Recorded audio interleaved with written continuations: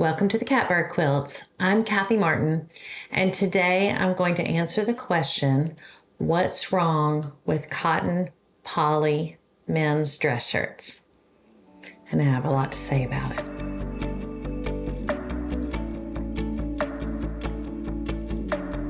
For those of you who have watched me go thrift store shopping, or you've watched my thrift hauls, or if you've heard me at all say anything about fabric, I reference that I don't use cotton poly shirts in quilting, and that's not strictly true.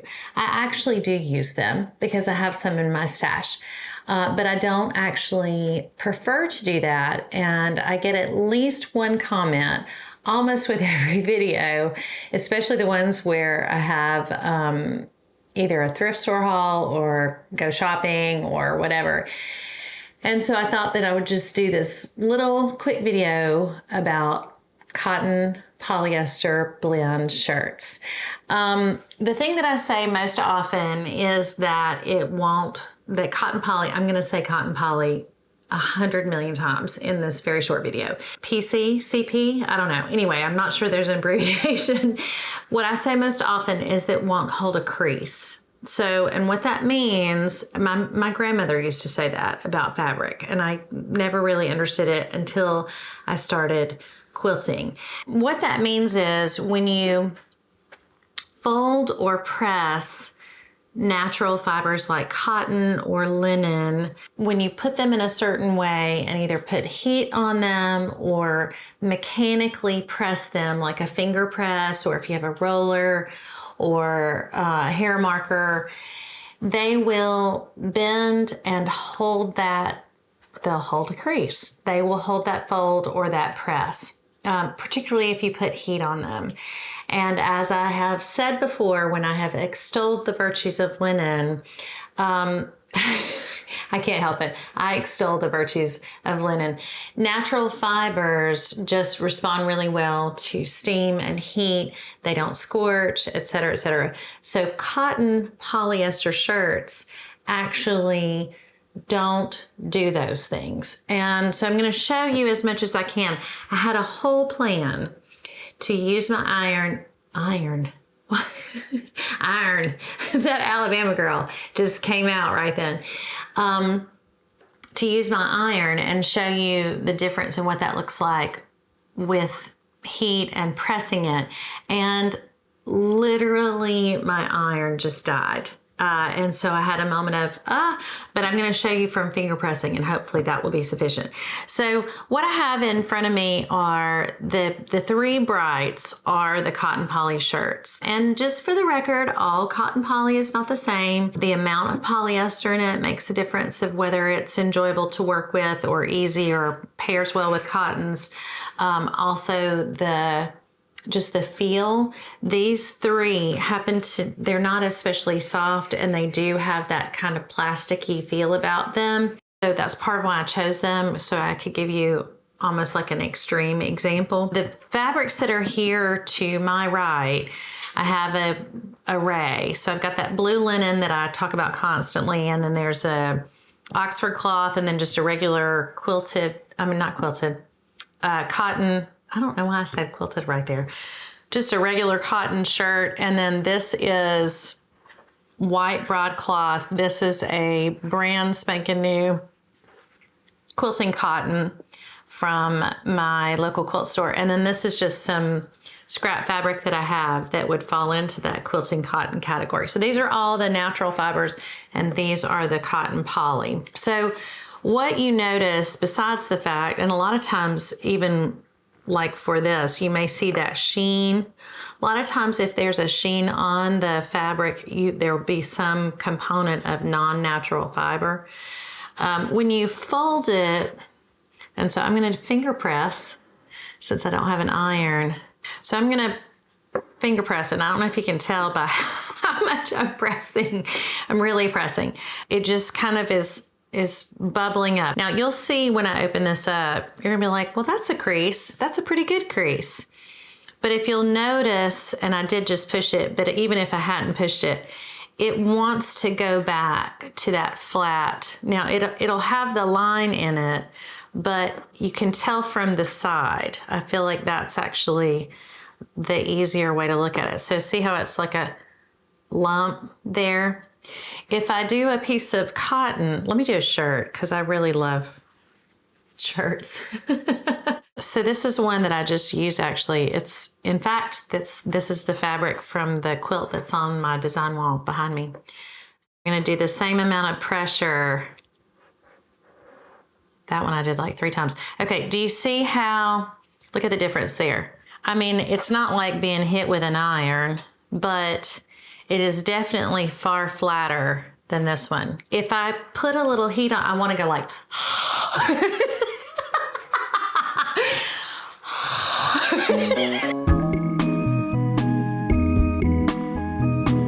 okay, what's really funny is though, it actually worked a little bit. I'm such a weirdo. I can't help it. Now I want to do it to this one. Okay, still didn't work. Oh well. Anyway, see how flat that is compared to this? See how that's kind of like springy and this is not. Pretty much all of these would do the same. I'm not going to do the breath on them. But if I give it a little bit of mechanic pressing, it will lay flat. These, on the other hand, even with a fair amount, I want to do it like 6 times. Okay, so just look even, watch this. So this is folded. Just even that difference you can see, I'm hoping. So if I really, I mean, and I could put some friction on it. The good thing about polyester is, you know, you can kind of be rough with it and it doesn't tear easily sometimes. So I'm really getting after it and it will start to flatten out. But what I have noticed in quilting with them is then as you're sewing, you can kind of get it to flatten out, but then as it sits, it will want to pull away from what you've done. And then as you sew, sometimes if you're not careful, it will crawl on itself under the needle and do what I'm trying to make it do, which is it kind of bubbles up where you have put your crease. I don't know if it's kind of, this is one of those things, it's almost like I want to go, trust me. And so that's true of a lot of cotton poly shirts is that feature. Now, if I had my iron, I could put some heat on this and I could get it to kind of go that direction. But as you start piecing and it starts having multiple seams on multiple sides, it just wants to be in its original state and it will try to get back there. Whereas when you put cottons together, they tend to like to stick to each other and they tend to want to stay where you have put them. And so, like, for example, if I was going to sew these two together, in fact, they're so grabby that I'm actually having to use the tips of my fingers to try to get those to line up. So what will happen with cottons is you put them together and those natural fibers kind of really grab is really the best description. And then it kind of stays there. Whereas if you put a couple of polyester shirts together, because of that, I don't know, is it petroleum products, plastic? They don't grab. And so they kind of get slippery on it. If you're from Pennsylvania, that would be slippy. Western PA, slippy. You could see just doing that right there, pulled those apart. And if you don't use a lot of pins, when you're sewing a long row, that's exactly what will happen. They'll just pull away from each other and not hold that line. Whereas, you know, I can hold this. In fact, I have put cotton shirts together on my ironing board and then reached for them almost roughly, and they will still continue to kind of stick together. I was trying to come up with an example where I had sewed a long seam and the two had come apart like this, and then you end up with your start is a 1/4 inch seam, and then as you go, it gets smaller and smaller. But I have learned to compensate for it, and so I pin like crazy when I use cotton poly shirts now, and so I didn't have an example. But I did want to show you that, and then the other, you know, I could continue to bang this gong, but I think you get the point that the natural fibers, linen, my goodness, it's just my favorite. Look at that. It's like almost totally flat just with that little bit of pressure. And that's what these others would do as well. So that's the hold a crease thing. I'm really beating a dead horse at this point. The other thing is, and I just alluded to it, is kind of it crawling. Cotton poly shirts just operate differently under the needle, under the sewing needle. These are two examples. I'm hoping you can see just how puckered that is. Here is these two cotton poly shirts sewn together, and you can see very evidently this puckering that's happening. And you might be tempted, especially if you're an experienced sewer, to go, well, your tension is off. So these were completely different tensions, P.S. And every tension that I did had some degree of this. So I just wanted you to see that they just behave differently. This is the poly shirt with a cotton, and I did not change the tension just because I wanted you to see. That's already better. Left the tension the same, and here is, look at that, look how flat that is. So do you see how that wants to pull apart from each other and is really puckered? This has a little bit, and then this is what you would expect with most 100% cotton. Actually, this is linen and cotton, and they're just, that seam is just as flat as it can be. You can change your tension, but imagine if you're chain piecing. You're not going to want to change your tension on your thread every other piece. Unless you're doing a whole entire quilt of exactly the same cotton, now I can't say it, cotton poly blends, there's going to be variation. And so then you have to fix that with it. Now I'm pulling this, which is another, you know, one of the upsides to cotton polyester shirts is you can kind of handle them roughly and they won't tear. So you can kind of fix this if your iron didn't fry itself out right before a video. So heat will fix this. But anyway, so there's that point. And I did want to show you also from a finger pressing standpoint, if you're doing piecing, let's say that you did this combination together and you just finger press right down the middle, you can see how that wants to be apart. And then if I flip it over and finger press this side, it's really almost flat. And I could continue to piece this way without ironing. Let me show you what that looks like on a double cotton poly piecing. So that, imagine this was in a quilt together. So I'm gonna do exactly the same thing. I'm pressing actually harder now. So just so you know, oops. Do you see how it's wanting to pull? And then look at it on the other side. Look, it's already started closing that seam. That other one I could flip it over and they stayed put. So now I'm gonna press this side just as hard as I possibly can.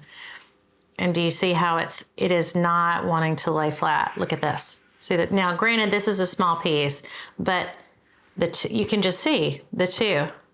And if I flip it over, it does hold in some places, but it's gonna naturally, like as it sits here, this will just get closer and closer back together.